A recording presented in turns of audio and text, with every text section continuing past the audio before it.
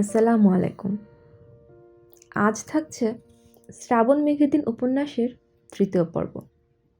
গল্প পাঠে আমি আছি তোহা জাহান। র্যান্ডম প্রলিফিক চ্যানেলটি সাবস্ক্রাইব করে অবশ্যই পাশে থাকুন। মতি ফুলের দিকে তাকিয়ে লজ্জিত ভঙ্গিতে হাসল। ফুলি বলল, অধিকারী সাহেব, আপনারে গান শুনাইবেন না? মতির জবাব দেবার আগেই আব্দুল করিম প্রচণ্ড ধমক লাগালো। সম্মান রেখে কথা বলো ফুলি, আদবের সঙ্গে কথা বলো। মুখের কথা বলতে গানে টান দিব? বেয়াদব, গান তো সস্তা? মতি অস্বস্তির সঙ্গে বলল, ছোট মানুষ বড় মানুষ কিছু না। আদবের বরখেলাপ আমার না পছন্দ। গান বাজনার বিদ্যা অতি কঠিন বিদ্যা। এরা অসম্মান দেখলে আমার মাথাত আগুন জ্বলে। আব্দুল করিমের বাড়িতে খাওয়ার আয়োজন অতি সাধারণ, কিন্তু বড় যত্ন করে খাওয়ালো ফুলি। পর্দার আড়ালে থেকে সব লক্ষ্য করলেন ফুলির মা। দুপুরে খাওয়ার পরপরই রওনা হওয়া গেল না। আব্দুল করিম বিছানা করে দিয়েছে, পান তামাকের ব্যবস্থা করেছে। পান তামুক খাইয়া শুইয়া জিরান, শরীরের যত্ন করেন। গান বাজনা পরিশ্রমের ব্যাপার, পরিশ্রমের জন্যে শরীর ঠিক রাখতে হয়। অয় ফুলি, হাত পাখা লয়ে আয়, চাচারা বাতাস কর। না না, বাতাস লাগবো না। আপনি আমার বাড়ির মেহমান, কি লাগবো না লাগবো সেটা আমি বিবেচনা করব।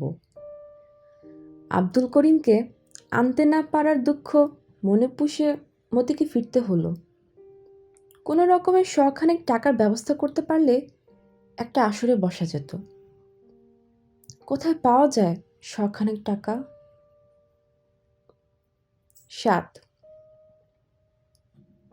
শহরের বাড়িগুলির সুন্দর সুন্দর নাম থাকে।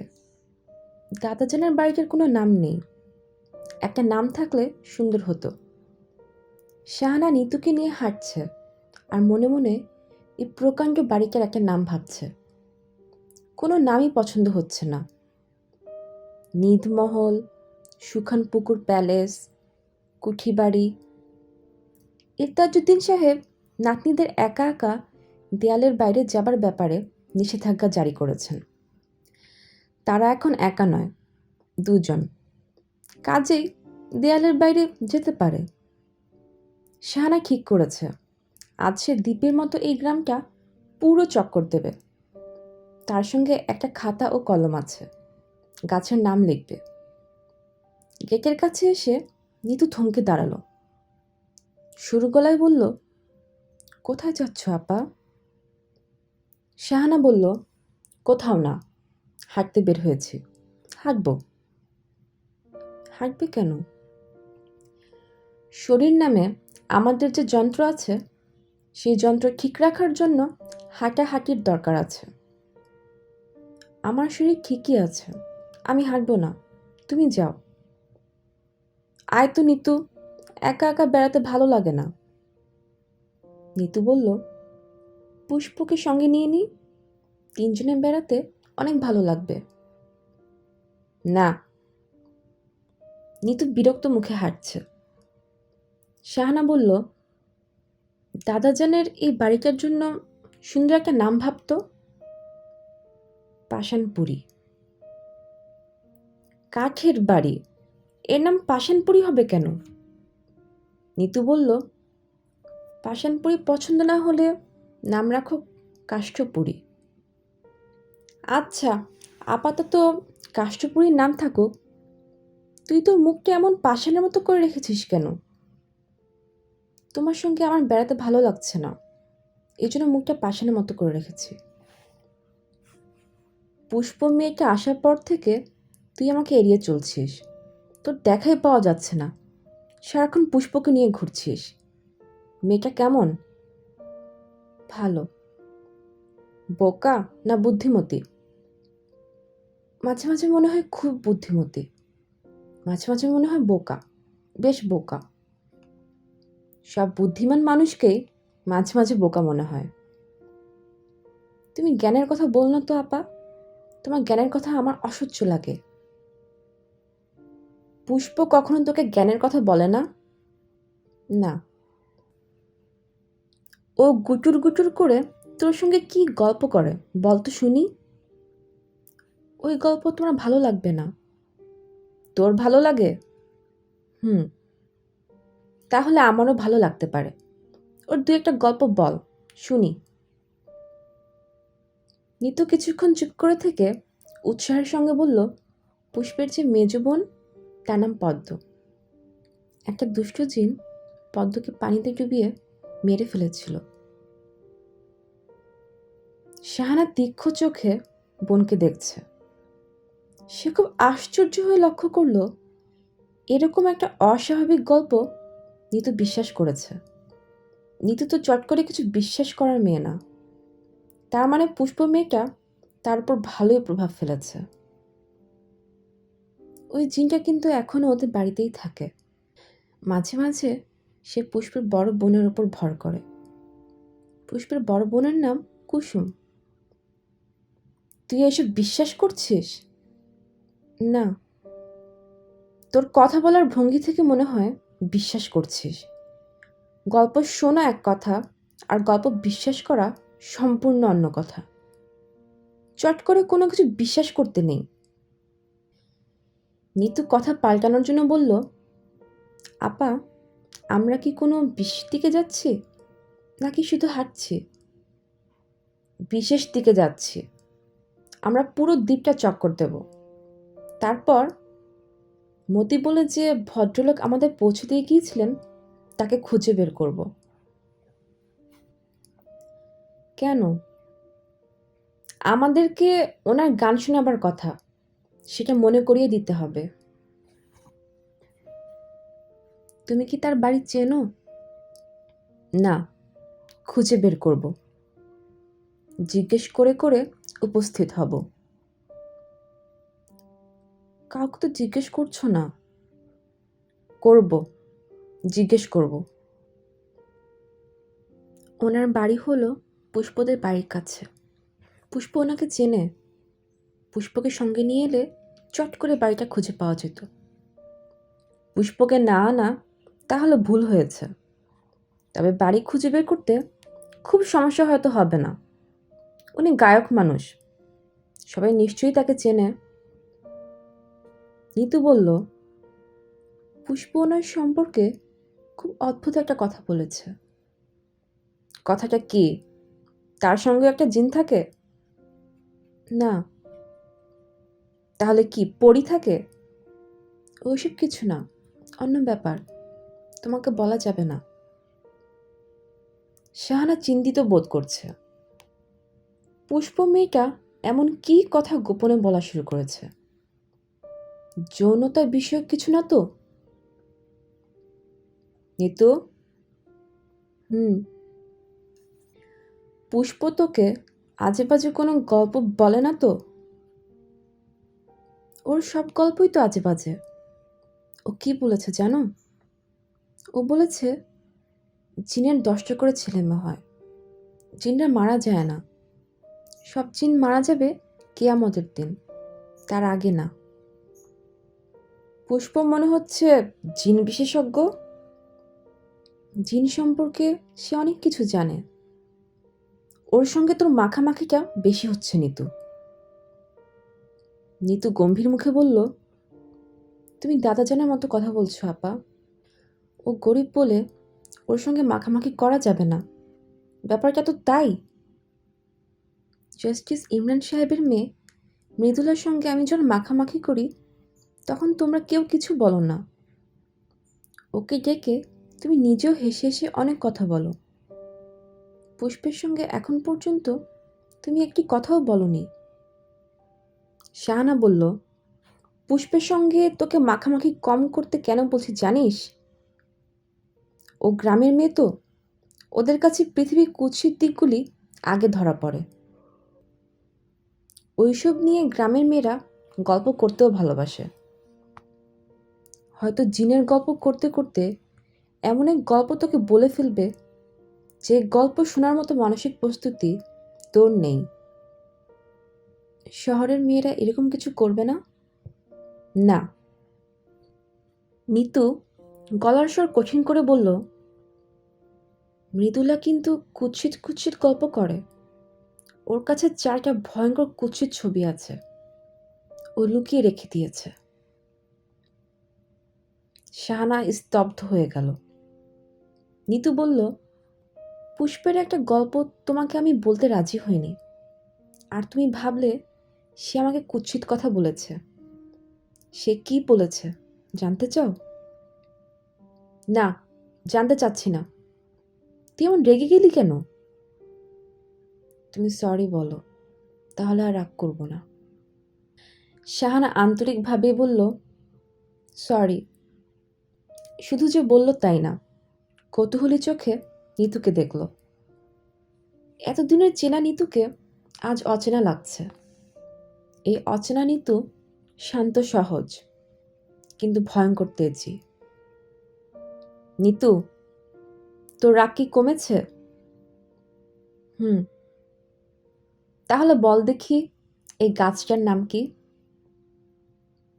এই গাছের নাম হচ্ছে আমলকি। ধ্যাত, তুই বানিয়ে বানিয়ে বলছিস। বানিয়ে বানিয়ে বলবো কেন? এটা হলো আমলকি গাছ। আর ওই গাছগুলির নাম কি? নিতু গম্ভীর গলায় বলল, ইপিল ইপিল। যা মনে আসছে বলে ফেলছিস। ইপিল ইপিল গাছের নাম হয়? হ্যাঁ হয়। তুমি যেমন অনেক কিছু জানো যা আমি জানি না, আমিও তেমনি অনেক কিছু জানি যা তুমি জানো না। যে কোনো গাছের পাতা এনে দাও, আমি নাম বলে দেব। শিখলি কোথায়? আমি আর নিতু আপা প্রায় বোটানিক্যাল গার্ডেনে বেড়াতে যাই না, আমাদের কাজই তো হচ্ছে গাছের নাম মুখস্থ করা। কেন? এটা আমাদের একটা খেলা। আমি আর মিতু আপা দুজনে মিলে খেলি, তবে মিতু আপা আমার সঙ্গে পারে না। শাহানা বলল, তুই সব গাছ চিনিস, এটা যেমন বিশ্বাস করতে পারছি না, আবার তেমনি অবিশ্বাসও করতে পারছি না। ওই বড় বড় পাতাওয়ালা গাছটার কি নাম? কাঠবাদাম। আচ্ছা দাঁড়া, স্থানীয় কাউকে জিজ্ঞেস করে দেখি। ওই বুড়োকে জিজ্ঞেস করব? করো। বুড়ো মানুষটা শাহানাদের কেমন ভীত চোখে দেখছে। শাহানা ভেবে পেল না, তাদের দেখে ভয় পাবার কি আছে? সবাই তাদের ভয় পাচ্ছে কেন? শাহানা এগিয়ে গেল, হাসি মুখে বলল, আচ্ছা শুনুন, এই গাছটার নাম কি? আম্মা, এইটা হলো কাঠবাদাম গাছ। সাদা সাদা ফুল হয়, বড় সৌন্দর্য। আপনাকে অসংখ্য ধন্যবাদ। আপনি কি গায়ক মতির বাড়িটা চেনেন? আমরার মতি মিয়া? হ্যাঁ, আপনাদের মতি মিয়া। আইয়ান, লইয়া যাই। নিয়ে যেতে হবে না, আমাদের বলে দিন, আমরা যেতে পারবো। বুড়ো মানুষটা তারপরেও সঙ্গে গেল। বাড়ির সামনে তাদের দাঁড় করিয়ে তারপর গেল। এই কাজটি করতে মানুষটাকে খুব আনন্দিত মনে হলো। মতি ভাত চড়িয়েছে, উঠোনের চুলোয় রান্না হচ্ছে। চুলা ভেজা, প্রচুর ধোঁয়া হচ্ছে, আগুন বারবার নিভে যাচ্ছে। রান্না সামান্য, ভাত, ভাতের হাঁড়িতেই 2টা আলু সেদ্ধ করতে দেওয়া হয়েছে। ভাত, আলু ভর্তা, সঙ্গে ডাল থাকলে জমিয়ে খাওয়া হতো। ডাল ঘরে নেই। মতি চুলার পাশে বসে উঁচু মার্গে চিন্তা ভাবনা করছে। খিদে নামক একটা জটিল ব্যাপার নিয়ে আল্লাহ পাক মানুষকে যে কি বিপদে ফেলেছেন, এই নিয়েই সে এখন ভাবছে। খিদে নিয়ে জন্মগ্রহণ করা মানে পরাধীন হয়ে জন্মানো। খিদে না থাকলে পরিপূর্ণ স্বাধীনতা নিয়ে মানুষ জন্মাতো। আল্লাহ পাকের মানুষকে পুরোপুরি স্বাধীন করার ইচ্ছা ছিল না। ইচ্ছা থাকলে তিনি অবশ্যই একটা উপায় করতেন। পায়ের শব্দে মতি পিছনে ফিরে পুরোপুরি হকচকিয়ে গেল। শাহানা হাসি মুখে বলল, কি করছেন? মতি জবাব দিতে পারল না। তার উঠে দাঁড়ানো উচিত, সে দাঁড়াতে ভুলে গেছে। শাহানা বলল, হুট করে আপনার বাড়ির ভেতরে ঢুকে গেছি, রাগ করেননি তো?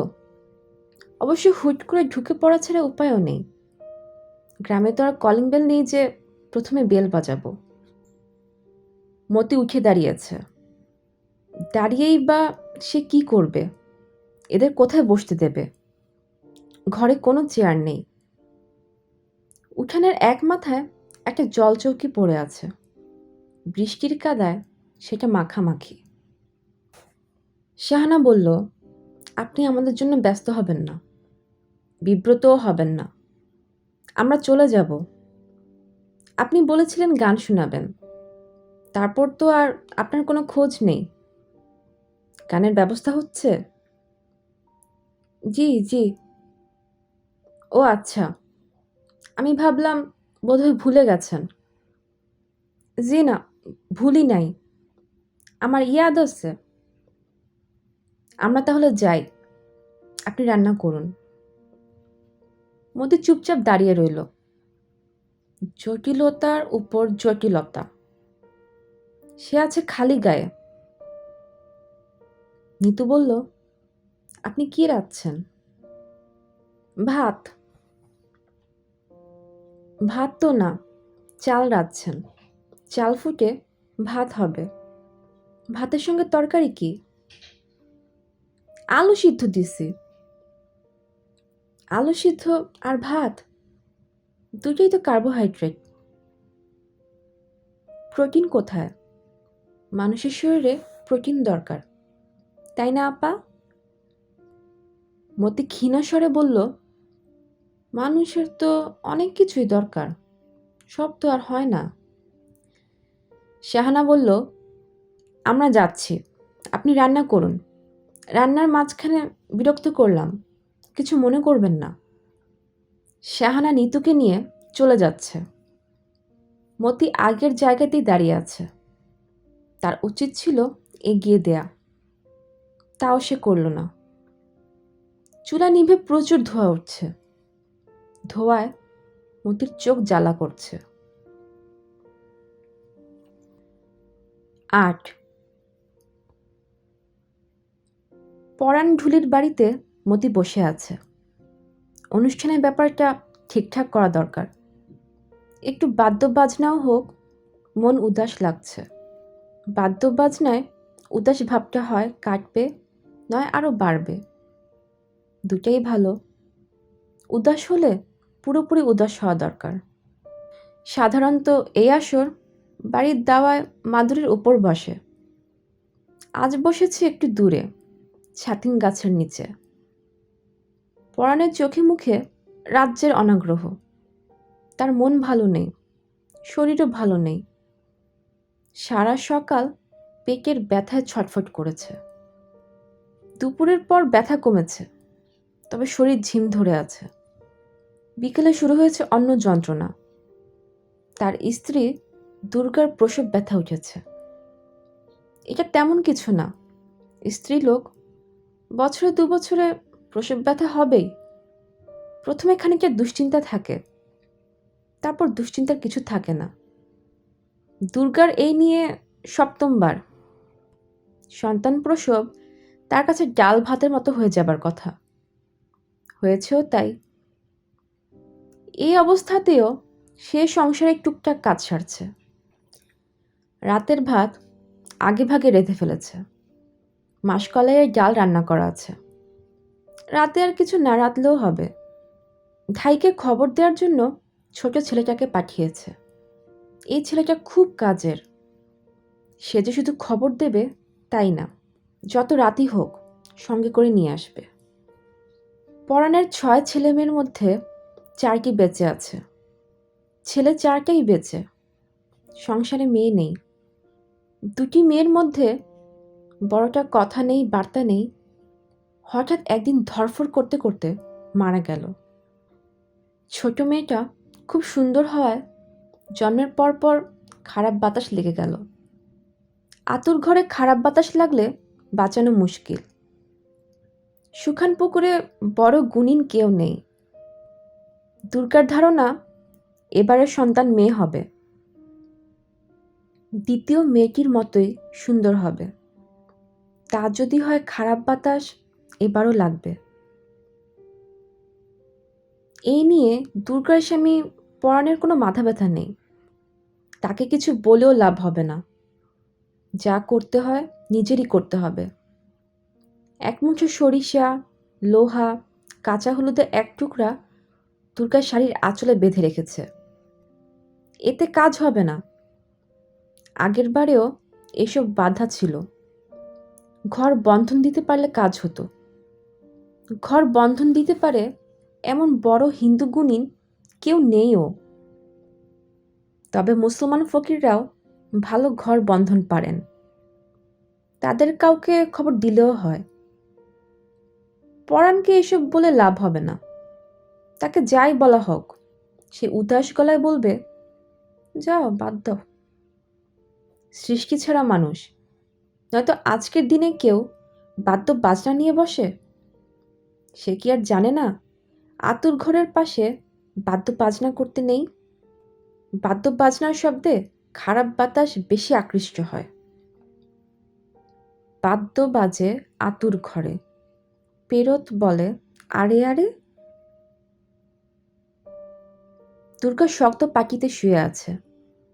তার মাথার নিচে তেল চিকচিকে বালিশ। বালিশ না দিয়ে শোবার কথা, তবে এখনো দেরি আছে। ব্যথার ধাক্কাটা অনেক পরে আসছে। মাঝরাতের আগে কিছু হবে না। ঘরে তেল নেই। সারা রাত কুপি জ্বলবে। তেল লাগবে। ছেলেটা এলে তাকে তেলের জন্য পাঠাবে। 4টা ছেলের মধ্যে একটাই কাছে আছে। সবগুলি পাশে থাকলে বুকে ভরসা পাওয়া যেত। ভালো মন্দ কিছু ঘটে গেলে ওদের শেষ দেখা যেত। অন্ধকার ঘরে শুয়ে দুর্গার মন কেমন করতে লাগলো। ভয় করতে লাগলো। সন্তান জন্মের সময়টাতে সব মেয়ে মানুষকে জীবন মৃত্যুর সীমানায় এসে দাঁড়াতে হয়। তখন বড়ই ভয় লাগে। প্রাণ হাহাকার করতে থাকে। ইচ্ছা করে প্রিয়জনরা সব ঘিরে বসে থাকুক, মাথা থাকুক স্বামীর কোলে। তা হবার নয়। জীবন মৃত্যুর সীমারেখায় সব মেয়েকেই একা দাঁড়াতে হয়। দুর্গার চোখ দিয়ে টপ টপ করে পানি পড়ছে। ঢোলের বাড়ি বাড়ছে। আজকের বাজনাটা কি অন্যরকম? কেমন অদ্ভুত ট্যা টপ টপ ট্যা টপ টপ শব্দ। পরাণ 10 মিনিটের মতো বাজিয়ে ঢোল একপাশে সরিয়ে রেখে বলল, মতি, জুইত লাগতেছে না? মতি বলল, শরীর খারাপ নাকি? না, শরীর ভালো, মনটা ভালো না। বাদ্য বাজনা হলো মনের ব্যাপার। শরীর ভালো মন্দের সাথে এর কোনো সম্পর্ক নাই। আইস থাকুক। চা খাইবা? গুড়ের চা? তা খাওয়া যায়। দেখি পাত্তি আছে নাকি দেখি। পরাণ চায়ের কথা বলার জন্য উঠে গেল। ঘর অন্ধকার করে দুর্গা শুয়ে আছে। তেল যা আছে থাকুক, খরচ করা ঠিক হবে না। অন্ধকার ঘরের সুবিধাও আছে, চোখের পানি আড়াল করা যায়। এই, চা দেওয়ান যাইব? দুর্গা নিঃশব্দে উঠে বসল। ব্যথার একটা প্রবল চাপ আসার সঙ্গে শুয়ে পড়তে হলো। পরাণ বলল, থাক বউ, থাক, শুইয়া থাকো। দুর্গা বাধ্য মেয়ের মতো আবারও শুয়ে পড়ল। মনে বলল, আপনি একটু বসেন আমার কাছে। ঘরে এখন কেউ নাই। আপনার সাথে 2টা সুখ দুঃখের কথা বলি। পরাণ বলল, কেমন বুঝতেছ বউ? দুর্গা সেই প্রশ্নের জবাব দিল না। সহজ গলায় বলল, চুলাত আগুন আছে, পানি বসাইয়া দেন। গুড় আছে সিক্কার ভিতরে, কিব্বার মধ্যে। আচ্ছা দেখি। তোমার তো এখনো দেরি আছে। হুম। কাউরে বলবো আসার জন্যে? না, দরকার নাই। পরাণের বানানো গুড়ের চা ভালো হয়েছে। মতি আরাম করে চা খাচ্ছে। সে এবং পরাণ দুজনেই চুপচাপ বসে আছে। পরাণ কথা প্রায় কখনোই বলে না। তার সঙ্গে গল্প করতে এলে চুপচাপ বসে থাকতে হয়। দীর্ঘ সময় চুপচাপ বসে থাকার পর পরাণ হঠাৎ দু একটা কথা বলে। মতির সেসব কথা শুনতে ভালো লাগে। আজ পরাণ কোনো দার্শনিক উক্তিও করছে না। মতি বলল, আইস তাইলে উঠি কাকা। আচ্ছা, ওনারে বাজনা দিয়া মোহিত করা লাগবো, মনে থাকে যেন।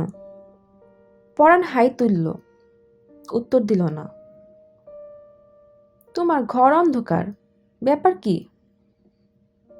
পরাণ জবাব দিল না। অপ্রয়োজনীয় প্রশ্নের জবাব দেবার অভ্যাস তার নেই।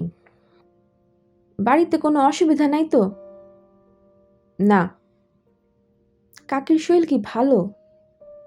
হুম। মতি চলে যাবার পরও পরাণ অনেকক্ষণ একা একা বসে রইল। সুবল এখনো ফিরেনি। ধাই নিয়ে ফিরলে সে খানিকটা নিশ্চিন্ত বোধ করত। ধাইকে নতুন শাড়ি, 10টা টাকা, আরেক কাঠা চাল দিতে হবে। শাড়ি কেনা আছে, গত হাটে কিনে এনে রেখে দিয়েছে। 10টা টাকা তার কাছে নেই, তবে দুর্গার কাছে অবশ্যই আছে। দুর্দিনের জন্য সে টাকা আলাদা করে রাখে। বাড়িঘর এমন অন্ধকার করে রাখা ঠিক না। বিশেষ করে আতুর ঘরে সার্বক্ষণিক বাতি রাখতে হয়। দুর্গা ঘর অন্ধকার করে রেখেছে কেন? প্রয়োজন নিশ্চয়ই আছে।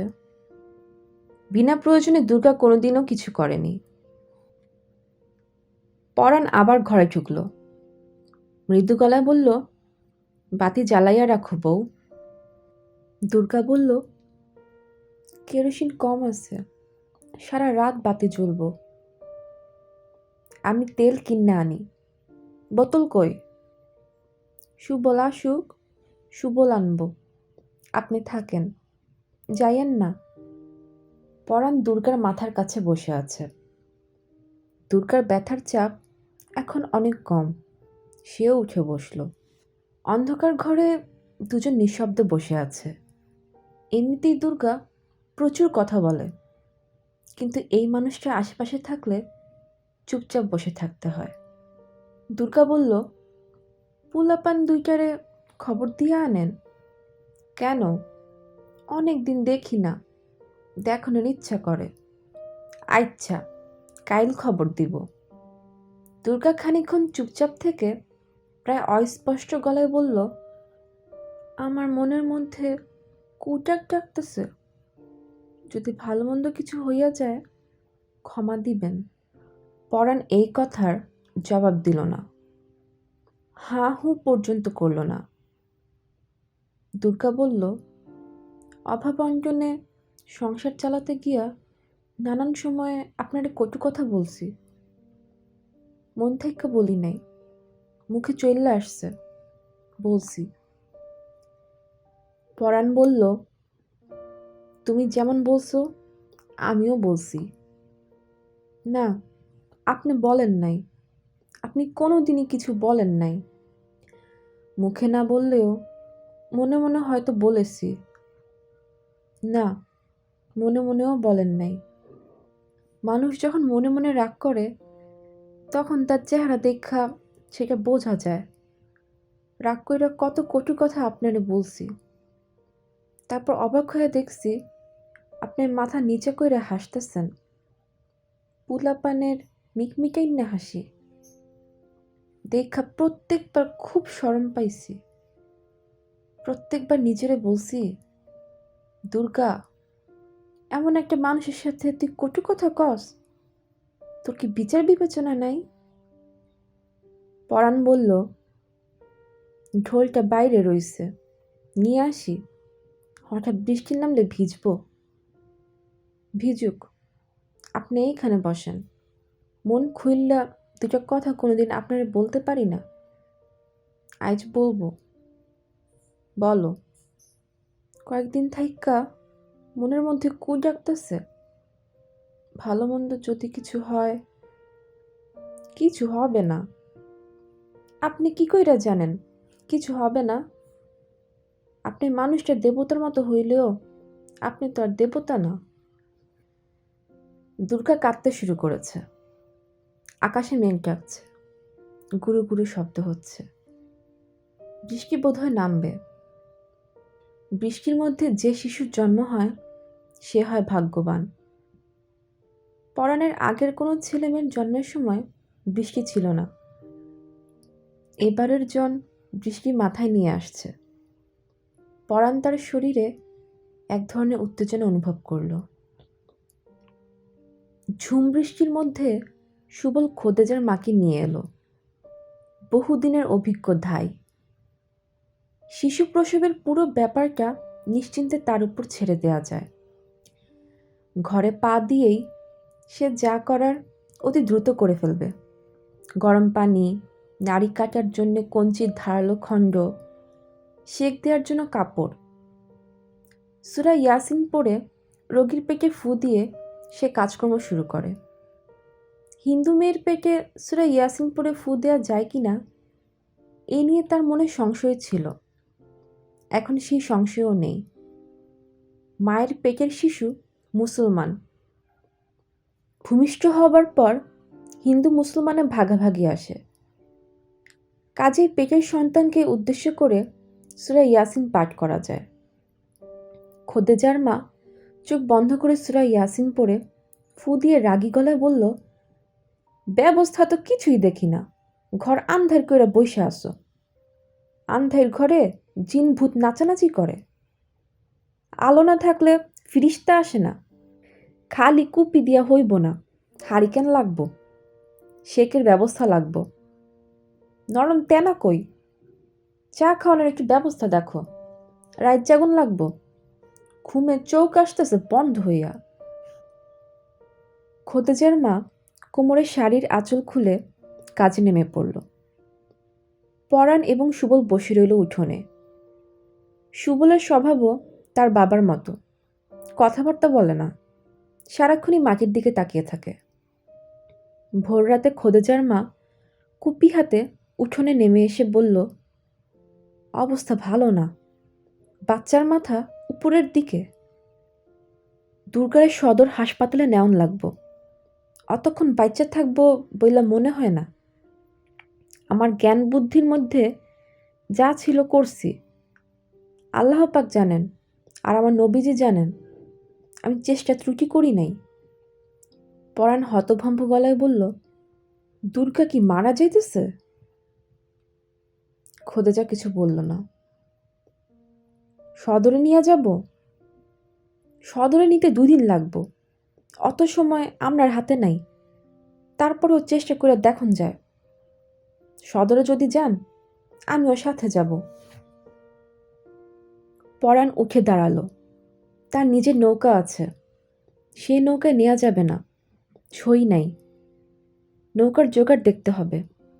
প্রথমেই খবর দিতে হবে মতিকে। মানুষের বিপদে আপদে যে প্রথমে ছুটে আসে সে মতি। সে পাশে থাকলে বুকে আপনাতেই হাতির বল চলে আসে। টুপটাপ বৃষ্টি পড়তে শুরু করেছে। পরাণ ছুটে যাচ্ছে। সুবল বৃষ্টির মধ্যে একা একা বসে আছে। খোদেজার মা বারান্দা থেকে ডাকলো, এই স্যারা, খামোখা বৃষ্টিতে ভিজতেছস কেন? যা, মার হাত ধইরা মার মাথার কাছে বইসা থাক। সুবল নড়ল না, ভিজতে লাগলো। ফজরের নামাজ শেষ করে ইরতাজউদ্দিন বাংলো ঘরে এসে দেখেন মতি বসে আছে। উদ্ভ্রান্তের মতো চেহারা, বৃষ্টিতে ভিজে চুপচুপ করছে। খালি পা, হাঁটু পর্যন্ত কাদা। ইরতাজউদ্দিনের ভুরু কুঞ্চিত হলো। খালি পায়ে যে আসছে সে বাংলা ঘরে ঢুকবে কেন? সে দাঁড়িয়ে থাকবে উঠোনে। মতি বলল, বিরাট বিপদে পড়ে আপনার কাছে আসছি স্যার। ইতাজউদ্দিনের ভুরু আরও কুঞ্চিত হলো। কি বিপদ আঁচ করতে চেষ্টা করলেন, পারলেন না। বল, কি ব্যাপার? পরাণ কাকার স্ত্রীর সন্তান হবে? তাকে থামিয়ে দিয়ে ইরতাজউদ্দিন বললেন, সেটা তার বিপদ, তোমার কি? আমার কাছেই বা কেন? আপনার বড় নাতনি ডাক্তার। সে ডাক্তার ঠিকই আছে, সে তো আর ধাই না যে বাড়ি বাড়ি গিয়ে বাচ্চা প্রসব করাবে। চাচা, কাকি মারা যাইতেছে, একজন ডাক্তার দরকার। শোনো মতি, তোমাকে একটা কথা বলি। আমার নাতনি ডাক্তার ঠিকই আছে, শেষ মুহূর্তে একটা রোগী দেখবে, তারপর রোগী যাবে মরে। এটা কি ভালো?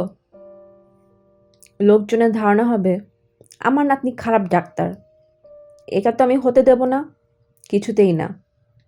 মেয়েটা এসেছে বেড়াতে, অসুখ বিসুখ নিয়ে ঘাটাঘাটি করার জন্য আসে নাই।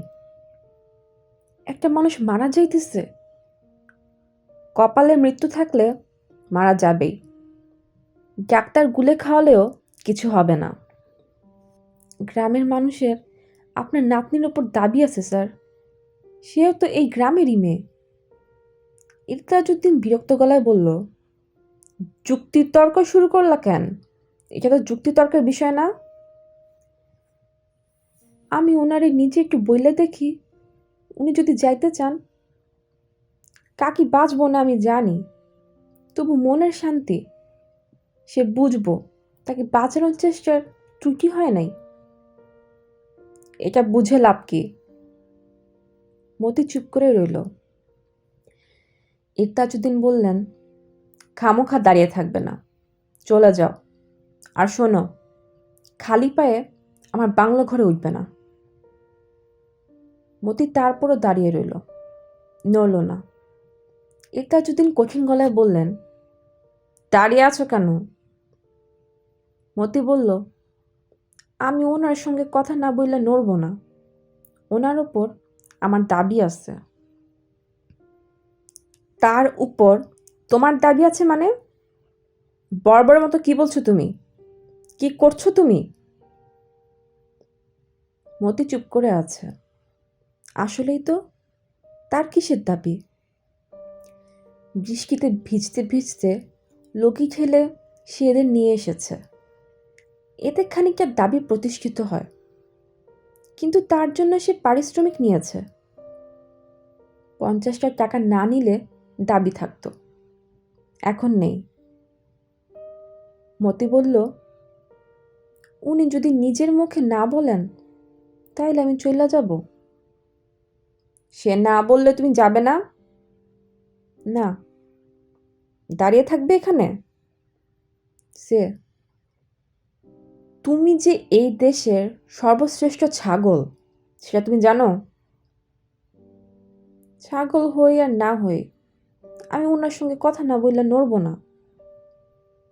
ইরতাজউদ্দিন অনেক কষ্টে রাগ সামলে নাতনিকে আনতে গেলেন।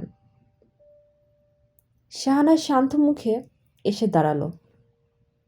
মতি বলল, বড় বিপদে পড়ে আসছি। পরাণ কাকার স্ত্রী মরতে বসছে, সন্তান প্রসব হইতেছে না। আপনি কি তার একটু চোখের দেখা দেখবেন? শাহানা তার দাদাজানকে স্তম্ভিত করে বলল, অবশ্যই দেখব।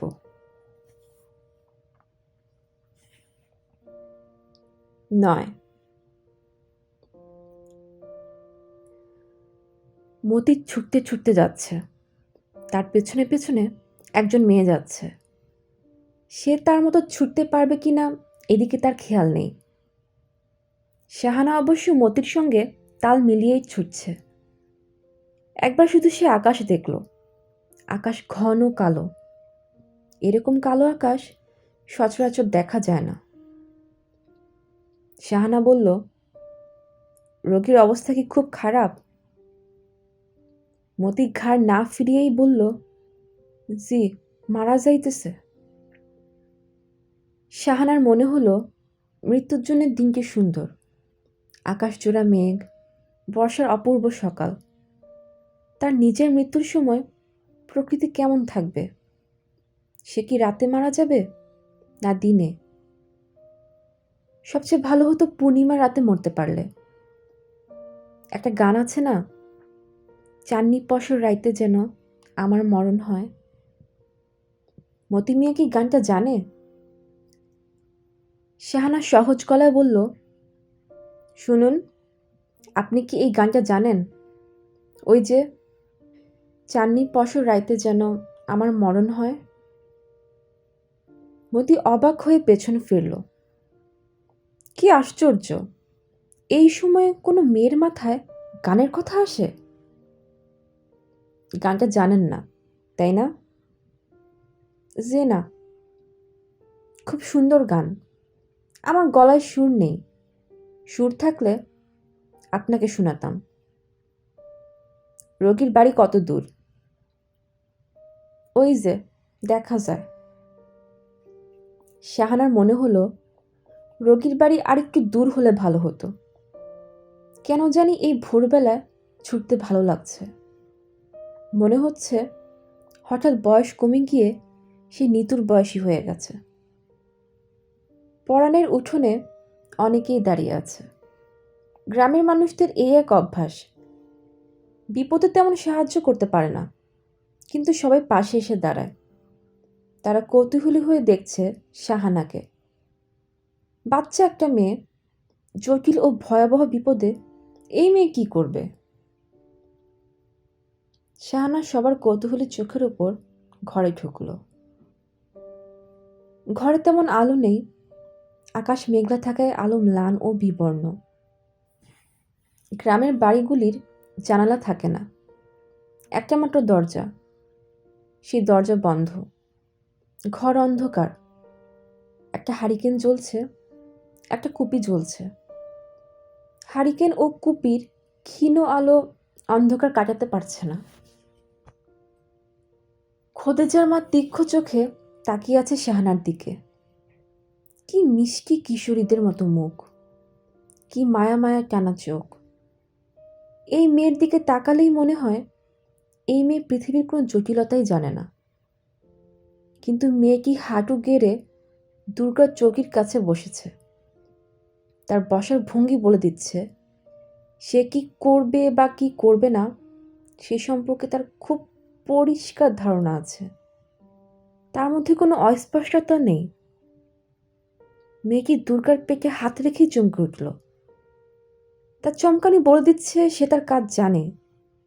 শুধু যে জানে তাই না, খুব ভালো করে জানে। খোদেজার মা হঠাৎ খানিকটা ভরসা পেল। যুদ্ধক্ষেত্রে রণক্লান্ত সৈনিকের পাশে একজন তুখোড় যোদ্ধা এসে দাঁড়ালে ক্লান্ত যোদ্ধা যে ভরসা পায়, সেই ভরসা। শাহানার হাত কাঁপছে, বুক ধকধক করছে। দুটাই খারাপ লক্ষণ। নার্ভ দুর্বল হয়ে যাচ্ছে, নার্ভ ঠিক রাখতে হবে। এই পরিস্থিতিতে নার্ভ ঠিক রাখা কি সম্ভব?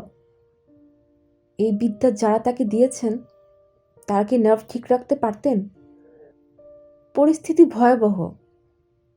শিশুটি যে পজিশনে আছে তাতে ডেলিভারি হবে না। সে চলে এসেছে বার্থ ক্যানেলের মুখে। সেখানে তার মাথা থাকার কথা, মাথা নেই। শিশুটি বার্থ ক্যানেলে আড়াআড়িভাবে পড়ে আছে। তার অক্সিজেনের অভাব হচ্ছে। মায়ের যে জরায়ু তাকে এতদিন আশ্রয় দিয়েছে, সে জরায়ু এখন তাকে ঠেলে বের করে দিতে যাচ্ছে। অসহায় শিশু আটকা পড়ে গেছে। মা মা বলে শিশুটি মনে মনে হয়তো কাঁদছে। অচেতন মা শিশু সেই কান্না শুনতে পাচ্ছেন না। এই পরিস্থিতিতে আমার কি করণীয়? আমি শাহানা, মেডিকেল কলেজের সর্বকালের সেরা কিছু ছাত্রছাত্রীদের একজন। প্রতিটি বিষয়ে আমি ডিস্টিংশন পেয়েছি। রাষ্ট্রপতির দেয়া গোল্ড মেডেল আমাদের বসার ঘরে আলমিরায় সাজানো। আমার স্মৃতিশক্তি অসাধারণ। আমি কোনো কিছুই ভুলি না।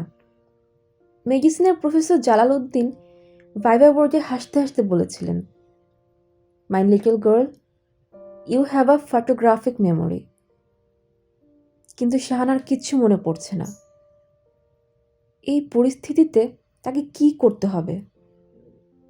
গাইনির প্রফেসর ভুইয়া ক্লাসে একদিন বলেছিলেন, প্রসবকালীন সময়ে মন থেকে মায়া জিনিসটা সরিয়ে দিও, কারণ মাঝে মাঝে এমন পরিস্থিতি উদ্ভব হবে যে মায়ের কারণে মা এবং শিশু দুজনকে তুমি রক্ষা করতে যাবে, দুজনকেই হারাবে।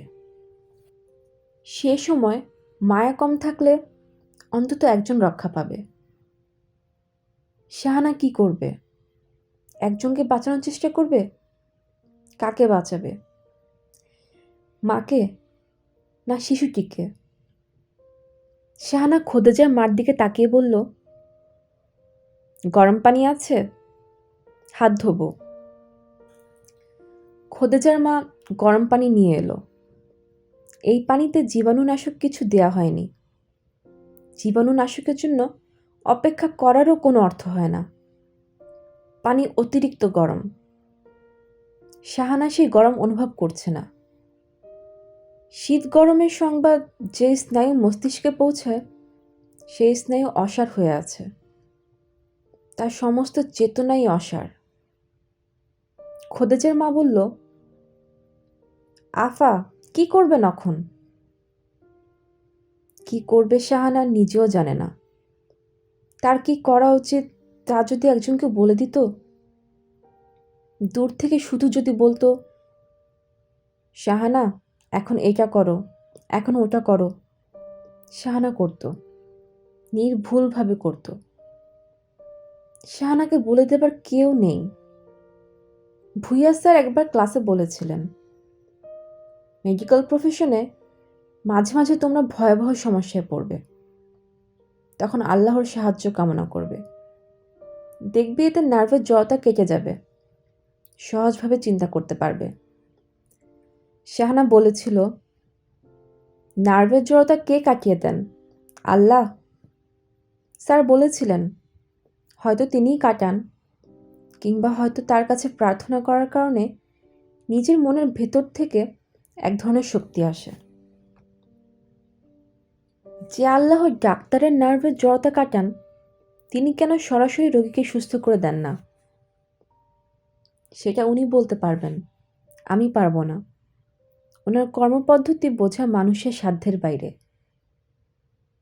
শাহানা কঠিন গলায় বলেছিল, স্যার, আমার ধারণা আল্লাহ, ধর্ম এসব মানুষের সৃষ্টি। আল্লাহ মানুষ সৃষ্টি করেননি। Man created god. হতে পারে। এটা যেহেতু ধর্মতত্ত্বের ক্লাস না, সেহেতু আমরা আমাদের টপিকে ফিরে যাই, শরীরতত্ত্ব। আজ এতদিন পর তার কেন মনে হচ্ছে আল্লাহ বলে একজন কেউ থাকলেও থাকতে পারেন, তার কাছে সাহায্য চাওয়া যেতে পারে। শাহানা বুক ভর্তি করে নিঃশ্বাস নিয়ে মনে মনে বলল, O God almighty, please help me, please help me. খোদেজার মা আবার বলল, আফা, এখন কি করবেন? শাহানা শান্তস্বরে বলল, পেটের ভেতর শেষ মুহূর্তে বাচ্চা উল্টে দেওয়ার একটা প্রাচীন পদ্ধতি আছে, ওইটা চেষ্টা করব, একবারই করব। যদি না হয়, যদি পদ্ধতি কাজ না করে, তখন কি হবে শাহানা তা বলতে পারছে না। তার কপালে ঘাম জমছে, হাত আবারও কাঁপছে। পদ্ধতিটা কি সে জানে? ভাষা ভাষা জানে। ব্র্যাক্সটন হাইক পদ্ধতি। পুরনো দিনের একজন অসাধারণ ডাক্তার প্রফেসর ব্র্যাক্সটন হাইক এই পদ্ধতি বের করে অনেক জীবন রক্ষা করেছেন। এই পদ্ধতির কোনো প্রচলন এখন নেই। আধুনিক চিকিৎসা শাস্ত্র প্রাচীন সব পদ্ধতিকে দূরে ছুঁড়ে ফেলেছে। প্রথমে বাচ্চার পা খুঁজে বের করতে হবে। 3টি আঙ্গুলে 2টি পায়ের গোড়ালি খেলে ধরতে হবে। তারপর সামান্য উপরের দিকে খেলে ধরতে হবে। উপরের দিকে খেলার সময় সিঙ্ক্রোনাইজড হতে হবে জরায়ুর প্লাজমের সাথে। একটা হাত থাকবে বাইরে পেটের ওপর, বাচ্চার মাথার কাছাকাছি। বাইপোলার পদ্ধতি, এক হাতে বাচ্চার পা ঠেলে দেয়া, এক হাতে মাথার নিচের দিকে চাপ দেয়া। শাহানা কি পারবে? বই পড়া বিদ্যা এবং বাস্তব ক্ষেত্র আলাদা। অভিজ্ঞতা শাহানাকে কোনো সাহায্য করছে না, তার অভিজ্ঞতা শূন্য।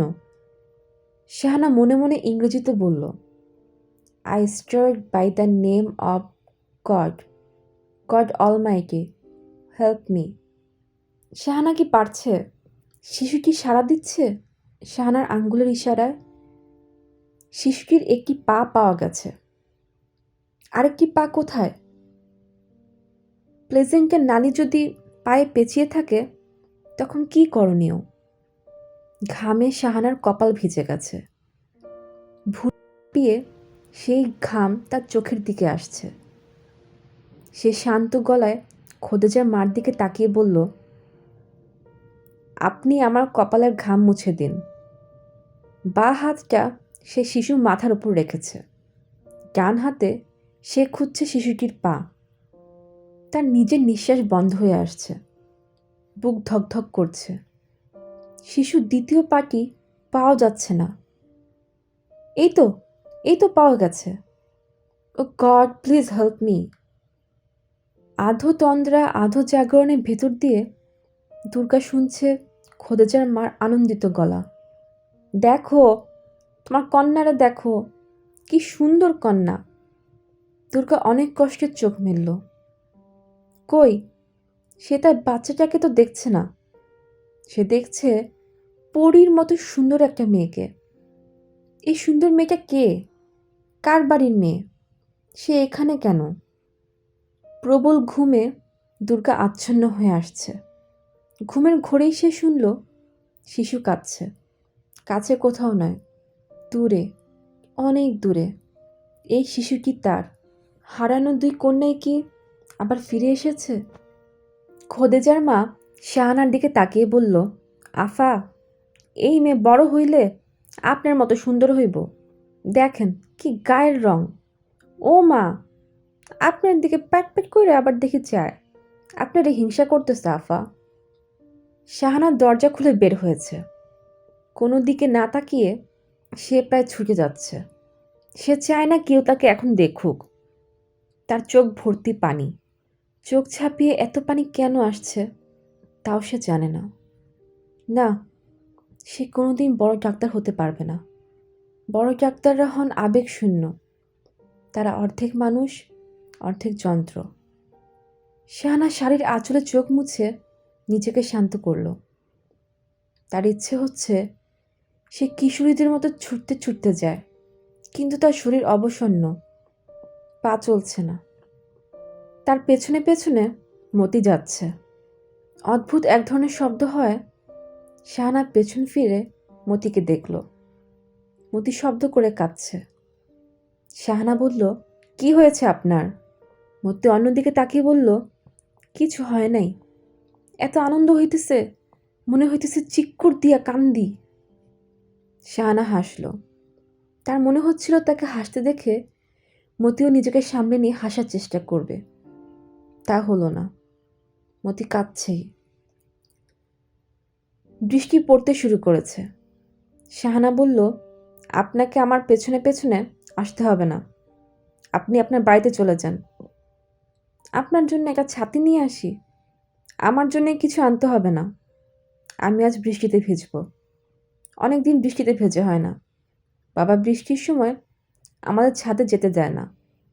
বাবার ধারণা ছাদে গেলেই আমাদের মাথায় বজ্রপাত হবে।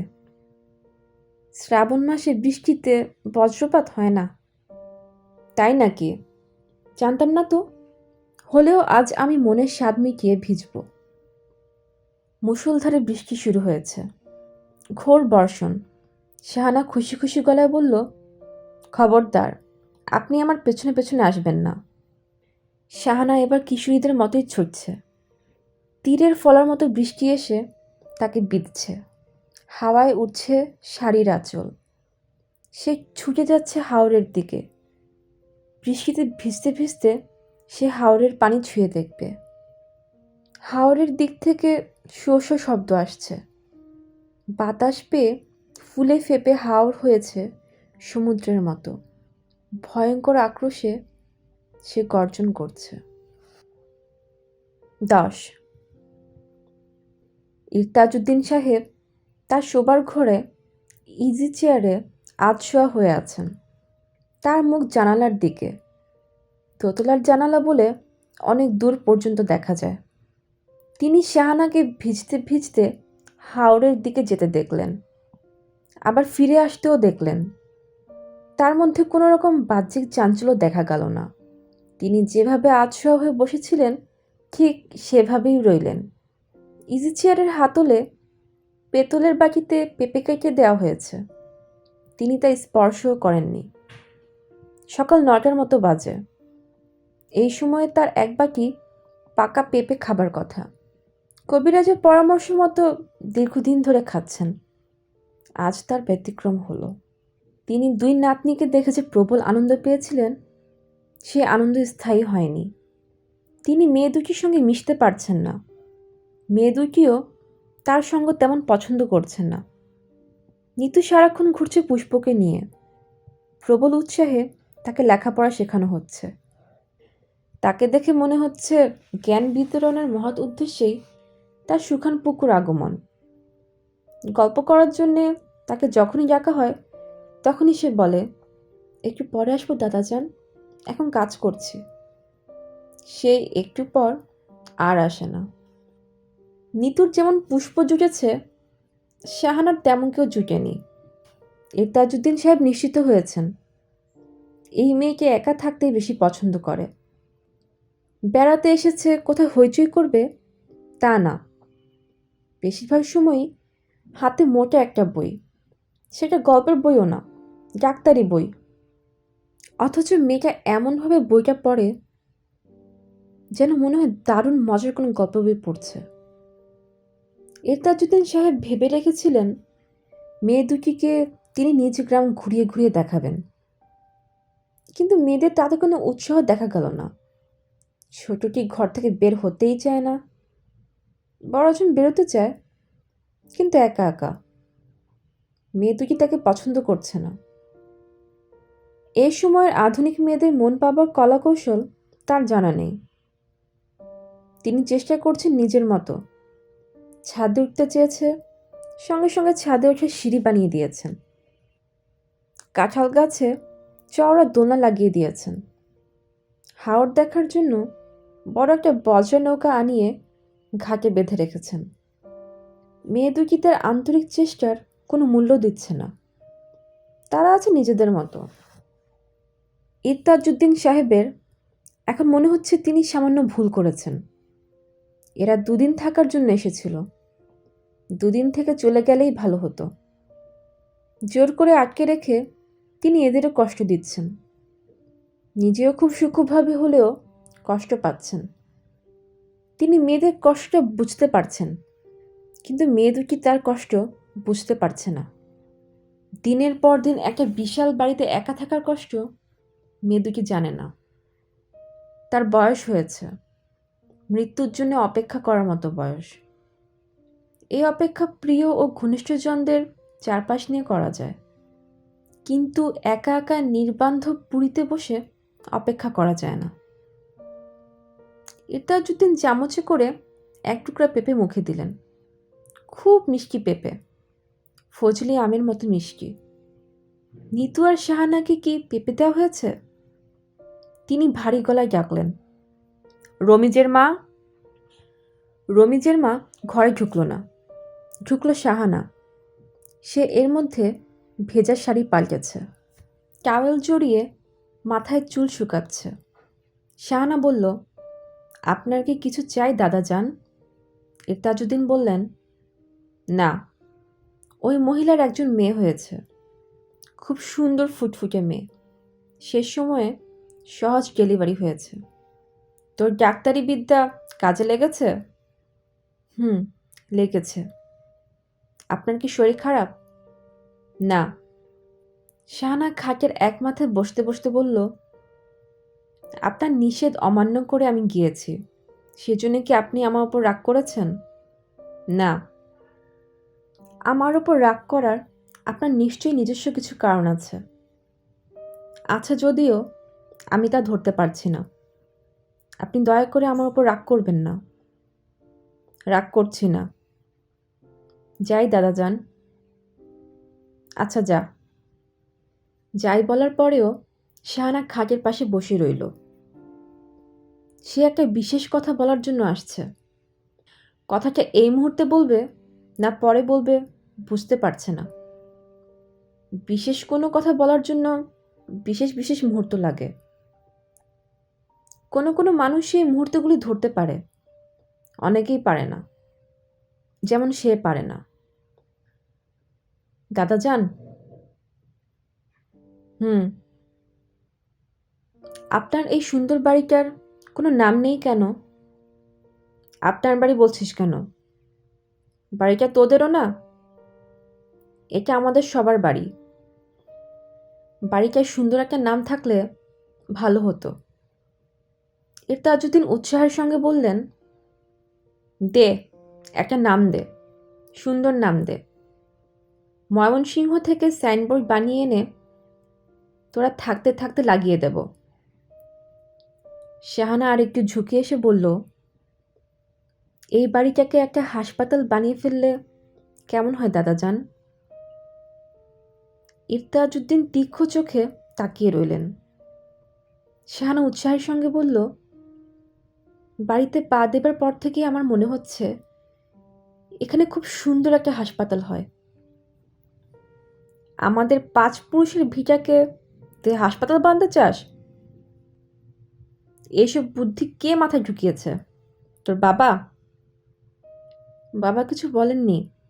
যা বলার আমি নিজ থেকেই বলছি।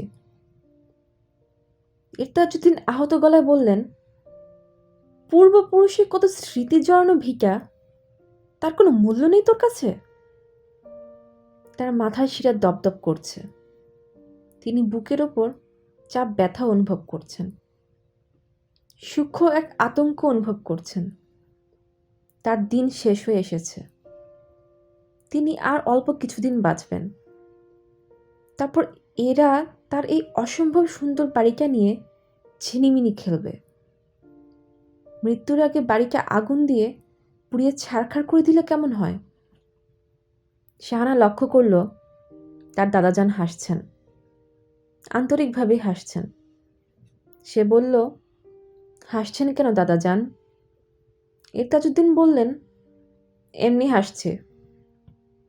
তিনি পেঁপের বাটি হাতে নিতে নিতে বললেন, রমিজের মাকে বল তোদের পেঁপে কেটে দিতে। খুব মিষ্টি পেঁপে। আমি নিজে এত মিষ্টি পেঁপে কখনো খাইনি। ইরতাজউদ্দিন চামচ দিয়ে পেঁপের গায়ে লেগে থাকা কালো বিচি আলাদা করছেন। বিচিগুলি পুঁতে দিলে হয়। পেঁপে গাছ ফলবতী হতে বেশি সময় লাগে না। কে জানে, তিনি হয়তো এই পেঁপে খেয়ে যেতে পারেন। 11। পুষ্পকে নতুন শাড়ি কিনে দেওয়া হয়েছে, সবুজ রঙের শাড়ি। কালো শরীরে সবুজ শাড়ি এত সুন্দর মানিয়েছে। নিতুর একটু মন খারাপ লাগছে। কেন তার গায়ের রং এত ফর্সা হলো? গায়ের রং পুষ্পের মতো কুচকুচে কালো হলে সেও অবশ্যই একটা সবুজ শাড়ি কিনত। পুষ্প আজ তার বিছানা বালিশ নিয়ে এসেছে। এখন থেকে রাতেও এই বাড়িতে থাকবে। বিছানা বালিশ বলতে একটা মাদুর আর একটা বালিশ। বালিশটা খুব বাহারি, ফুল লতা পাতা আঁকা, সরু সুতায় পুষ্পের নাম লেখা। নিতু এখন শাহানার সঙ্গে ঘুমোচ্ছে না, তার জন্য আলাদা ঘর। সে এবং পুষ্প এই ঘরে শোয়। ঘরটা নিতুর খুব পছন্দ হয়েছে। এই ঘর থেকে হাওর দেখা যায়। তবে এই ঘরের সমস্যা একটাই, ভোরবেলা জানালা দিয়ে সূর্যের আলো একেবারে মুখের ওপর এসে পড়ে। ঘুম ভেঙে যায়। ছুটি ছাটার দিনে অনেক বেলা পর্যন্ত ঘুমোতে ইচ্ছে করে। এই ঘরে থাকলে সে উপায় নেই। সন্ধ্যা 7টা। এর তাজুদ্দিন কিছুক্ষণ আগে নিতুকে খামবন্ধ চিঠি দিয়েছেন। নিতুর বাবার চিঠি। তিনি হাতে হাতেই নিতুর চিঠির উত্তর পাঠিয়েছেন। সেই চিঠি পড়ে নিতু মন খারাপ হলো, কারণ চিঠি পড়ে পরিষ্কার বোঝা যায় নিতুর বাবা নিতুর চিঠি না পড়ে জবাব দিয়েছেন। অতি বোকা মেয়েও সেটা বুঝবে। নিতু বোকা মেয়ে না। তিনি লিখেছেন, মা নিতু, তোমার চিঠি পড়ে খুব ভালো লাগলো। দাদার বাড়িতে তোমরা খুব আনন্দ করছো জেনে খুশি হয়েছি। এই লাইন পড়েই নিতু বুঝেছে বাবা চিঠি না পড়েই জবাব দিচ্ছেন, কারণ নিতু তার চিঠিতে কোথাও লেখেনি তারা খুব আনন্দ করছে। 9 তারিখে তোমার মা সিঙ্গাপুর যেতে চাচ্ছে। সে শাহানার বিয়ের কিছু কেনাকাটা করবে। মনে হচ্ছে আমাকেও সঙ্গে যেতে হতে পারে। কাজে ইচ্ছা করলে তোমরা দাদার বাড়িতে কয়েকদিন বেশি কাটিয়ে আসতে পারো। নিতু পরিষ্কার বুঝছে চিঠির এই পাড়াটা আপার জন্য লেখা। বাবা জানেন আপা এই চিঠি পড়বে, পড়ে জানবে যে তার বিয়ের কেনাকাটার জন্য তারা সিঙ্গাপুর যাচ্ছেন। এই কথাগুলো আপাকে আলাদা করে চিঠি লিখে জানালেও হতো, তা তিনি জানাবেন না। পানির দেশে গিয়েছ, সাবধানে থাকবে। হুটহাট করে পানিতে নামার দরকার নেই। তোমার মা ঠিক করেছে এবার ঢাকায় এলেই তোমাকে সাঁতার শেখানো হবে। তোমরা ভালো থেকো। তোমার জন্য গল্প বই পাঠালাম। ইতি, তোমার বাবা। চিঠিতে কোথাও নিতুর বান্ধবীর জন্মদিনের কথার উল্লেখ নেই। চিঠি পড়লে তবে তো উল্লেখ থাকবে। তবে নিতু জানে তার বান্ধবী যথাসময়ে টেলিফোন পাবে। বাবা তার চিঠিটা তার সেক্রেটারিকে দেবেন। সেক্রেটারি চাচা সেই চিঠির ফাইলবন্দি করবেন। চিঠিতে জরুরি কোনো ব্যাপার থাকলে সেই মতো ব্যবস্থা করবেন। নিতু বাবার চিঠি হাতে নিয়ে গম্ভীর মুখে বসে আছে। বইয়ের প্যাকেট খুলে দেখতে ইচ্ছে করছে না, রাগ লাগছে। সে চিঠি নিয়ে উঠে গেল। আপাকে পড়তে দিতে হবে। তার নিজের চিঠি অন্যকে পড়তে দিতেও ভালো লাগে না। চিঠি তো আর গল্পের বই না যে সবাই মিলেমিশে পড়বে। শাহানা তার ঘরে বাতি নিভিয়ে শুয়েছিল। মাত্র 7টা বাজে, এই সময় কেউ বিছানায় শুয়ে থাকে? নিতু দরজা বাইরে থেকেই ডাকলো, আপা আসবো? শাহানা বলল, আয়। ঘর অন্ধকার করে শুয়ে আছো কেন? এমনি শুয়ে আছি। মাথা ব্যথা নেই তো? না। মন খারাপ? মনে একটু খারাপ। কেন? শাহানা বিছানায় উঠে বসতে বসতে বলল, জানি না কেন। যদি জানতাম আমার কিসের ব্যথা তোকে জানাতাম। বাবা আমাকে চিঠি লিখেছেন, পড়বে? হুম। চিঠিতে তোমার একটা খবর আছে। কি খবর? নিতু এসে খাটে পা দুলিয়ে বসল। পা নাচাতে নাচাতে বলল, তোমার তো খুব বুদ্ধি, দেখি আন্দাজ করো তো কি খবর। ঠিকঠাক আন্দাজ করতে পারলে আমাকে কি দিবি? যা চাইবে তাই দেব। শাহানা তরল গলায় বলল, আমার বিয়ে সংক্রান্ত কোনো খবর আছে। হয়তো ডেট ফাইনাল হয়েছে, কিংবা মা বিয়ের কেনাকাটার জন্য কলকাতা বা ব্যাংকক যাচ্ছেন। ঠিক হয়েছে? নিতু ছোট করে নিঃশ্বাস ফেলল। আপার বুদ্ধি দেখে মাঝে মাঝে তার এত বিস্ময় বোধ হয়। সব মানুষের বুদ্ধি যদি আপার মতো হতো তাহলে পৃথিবীতে বাস করাই কঠিন হতো। ভাগ্যিস সবার বুদ্ধি আপার মতো না। আপা। পুষ্প মেয়েটাকে তোমার কাছে কেমন লাগছে? ভালো তো, সারাক্ষণ তোর পেছনে ঘুরঘুর করছে। মেরি হ্যাড আ লিটল ল্যাম্বের মতো অবস্থা। খুব মিথ্যা কথা বলে আপা, বানিয়ে বানিয়ে সারাক্ষণ মিথ্যা গল্প। গল্প তো বানিয়ে বানিয়েই বলতে হবে। টলস্টয়, দস্তয়েভস্কি এরা তো বানিয়ে বানিয়েই গল্প লেখেন। আচ্ছা আপা, তুমি কি খুব বড় ডাক্তার? হঠাৎ এ প্রশ্ন কেন? সারা গ্রামে ছড়িয়ে পড়ছে তুমি এই পৃথিবীর শ্রেষ্ঠ ডাক্তার। কে ছড়ালো? পুষ্প? খোদেজার মা নামের একজন ধাই আছে, সে ছড়াচ্ছে আর পুষ্প ছড়াচ্ছে। কথা ছড়ানোয় এই মেয়ে ওস্তাদ, কোথাও কিছু শুনলেই 10 জায়গায় ছড়াবে। এই গ্রামে কোথায় কি হচ্ছে তুই তাহলে সব জানিস? হুম, জানি। মতি মিয়া নামে যে গায়ক আছে, সে নাকি যেখানে যত কঠিন রোগী আছে তাদের সবাইকে শুক্রবার তার বাসায় যেতে বলেছে। রোগীদের নিয়ে মিছিল করবে? হুম, শুক্রবারে তিনি তোমাকে দাওয়াত করে নিয়ে যাবেন। তুমি বিনা পয়সায় সব রোগী দেখে দেবে। পুষ্পের এক বড় বোন আছে, যার নাম কুসুম, সেও তোমাকে দেখাবে। কুসুমের কি অসুখ? কি অসুখ পুষ্প জানে না। পুষ্পের ধারণা কুসুমের কোনো অসুখ নেই, তোমাকে দেখতে চায় এই জন্য অসুখের ভান করছে। সে নাকি খুব ভান করতে পারে। কুসুমের সঙ্গে জিন থাকে, তোমাকে তো আগেই বলেছে। বললেও ভুলে গেছি। কুসুমের সঙ্গে তাহলে জিন থাকে? তার চুল খুব লম্বা, একেবারে পায়ের পাতা পর্যন্ত। লম্বা চুলের মেয়েদের খুব জিনে ধরে। এই জন্য সে ঠিক করে ফেলেছে চুল কেটে তোমার মতো ছোট করে ফেলবে। আমাকে তো সে দেখেনি, বুঝলো কি করে আমার চুল ছোট? তোমাকে দেখেছে। তুমি একবার সাপের আড্ডাখানে উপস্থিত হয়েছিলে, তখন দেখেছে। শাহানা আবার বিছানায় শুয়ে পড়ল, ক্লান্ত গলায় বলল, একটু আগে তোর সঙ্গে আমার একটা বাজি হলো না? বাজির শর্ত ছিল আমি বাজিতে জিতলে যা চাইবো তাই তুই আমাকে দিবি। হুম, আমার সাধ্যের মধ্যে থাকলে দেব। কি চাও তুমি?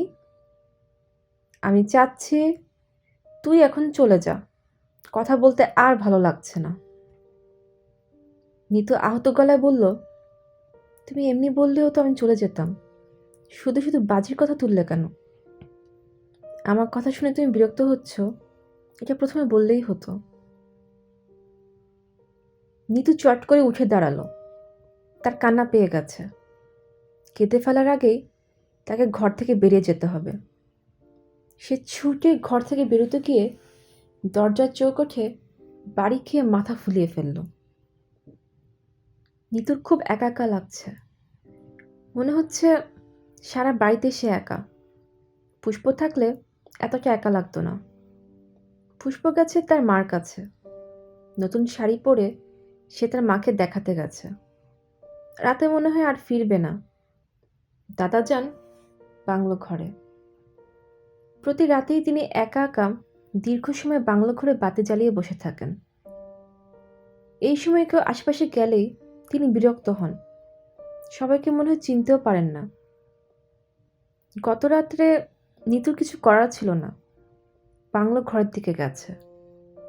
জানালা দিয়ে তাকে দেখতে পেয়ে দাদাজান ভুরু কুঁচকে বললেন, কে? নিতু বলল, আমি। দাদাজান ভুরু কুঁচকে তাকিয়েই রইলেন, মনে হলো চিনতে পারছেন না। নিতু প্রায় পালিয়ে চলে এলো। আচ্ছা, এখন সে কি করবে? আপার কাছে যাওয়া যাবে না, দাদাজানের কাছে যাওয়া যাবে না, সে করবে কি? গল্পের বই পড়বে? গল্পের বই পড়তে তার কখনোই খারাপ লাগে না, কিন্তু এখন পড়তে ইচ্ছা করছে না। এই বাড়িতে রাতে গল্পের বই পড়ার অনেক অসুবিধা, আলো কম, কিছুক্ষণ বই পড়লেই তার মাথা ধরে যায়। নিতু রান্নাঘরের দিকে গেল। রমিজের মা রান্নাঘরে আছে, তার সঙ্গে কিছুক্ষণ গল্প করা যায়। এই মহিলাটাও খুব ভালো, শুধু হাসে। নিতু বলেছিল, আপনি এত হাসেন কেন? সে বলেছে সে বলেছে মনের দুঃখে হাসি। মনের দুঃখ বেশি তো, এই জন্য হাসিও বেশি। দার্শনিক ধরনের উত্তর। নিতুর ধারণা, গ্রামের মানুষটা সহজ সরল হলেও সহজভাবে তারা কথা বলতে পারে না। সব কথাতেই শেষ দিকে তারা ছোট একটা প্যাচ লাগিয়ে দেয়। এদের কথা বলার ধরনই বোধ হয় এরকম। নিতু রান্নাঘরের দরজার সামনে দাঁড়িয়ে বলল, কি করছেন? রানতেছি গো ময়না, খিদা লাগছে? হুম, দেরি হইব না, তরকারি নামলেই ভাত দিয়া দিমু। আপনাকে তো বলেছি আমার খিদে লাগেনি। কোন দুপুরে ভাত খাইছো? খিদে তো লাগনেরই কথা। বলেছি তো খিদে হয়নি। নিতু দীর্ঘ নিঃশ্বাস ফেলল। গ্রামের মানুষের এই আরেক সমস্যা, তারা নিজে কি ভাবছে সেটাই বড়, অন্য কি ভাবছে না ভাবছে সেটা জরুরি না। নিতু রান্নাঘর থেকে বের হলো। ছাদে উঠলে কেমন হয়? কাঠের সিঁড়ি তো আছেই, চুপি চুপি উঠে গেলেই হয়। ছাদে উঠে খানিকক্ষণ চুপচাপ বসে থাকা।